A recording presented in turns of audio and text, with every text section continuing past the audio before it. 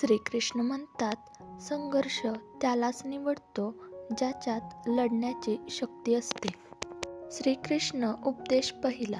जेव्हा मनात गोंधळ वाढतो तेव्हा थांबून शांतता शोधा, उत्तर आपोआप स्पष्ट होईल. श्रीकृष्ण उपदेश दुसरा. जे निघून जातात त्यांना जाऊ दे. काही लोक वाटेतून जातात पण आपली जगण्याची चाल शिकून जातात. श्रीकृष्ण उपदेश तिसरा. काळ कठीण नसतो, मन कमजोर होतं. मनावर विजय मिळवल्यास तर सर्वावर विजय मिळेल. श्रीकृष्ण उपदेश चौथा. जे तुटतं ते शिकवतं, जे हरवतं ते घडवतं आणि जे राहतं तेच खरी संपत्ती असतं. श्रीकृष्ण उपदेश पाचवा. जग समजून घेण्यासाठी नाही, जगून घेण्यासाठी आहे. जीवन अनुभवानेच महान बनतं. श्रीकृष्ण उपदेश सहावा. जेव्हा तुला एकटं वाटतं तेव्हा लक्षात ठेव, कृष्ण नेहमी तुझ्या बाजूला असतो.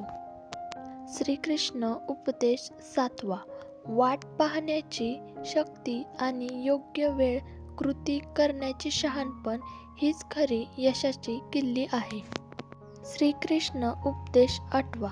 अहंकार हरवला की नाती जुळतात आणि विचार साफ झाले की मार्ग दिसतो. श्रीकृष्ण उपदेश नववा. कधी कधी हरणंही महत्त्वाचं असतं, कारण त्यातूनच मोठं जिंकण्याची शिकवण मिळते. श्रीकृष्ण उपदेश दहावा. जिथे मन शांत असते तिथेच कृष्णाचं वास्तव्य असतं. श्रीकृष्ण म्हणतात, ज्याला हरवल्यासारखं वाटतं तोच पुढे जाऊन स्वतःला सापडतो. श्रीकृष्ण म्हणतात, तुझं मौन कधी कधी शब्दांपेक्षा जास्त उत्तर देतं. श्रीकृष्ण म्हणतात, हरवलं म्हणून थांबू नको, प्रत्येक सावलीनंतर पुन्हा प्रकाश जन्मतो. श्रीकृष्ण म्हणतात, ज्यांना तू जपलं तेच कधी कधी तुला जखम देतात.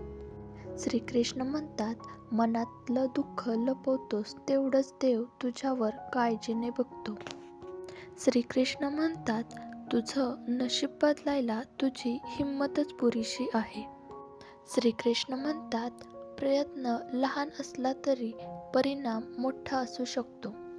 श्रीकृष्ण म्हणतात, ज्यांचं मन सुंदर असतं त्यांच्या वाटा आपोआप सुंदर बनतात.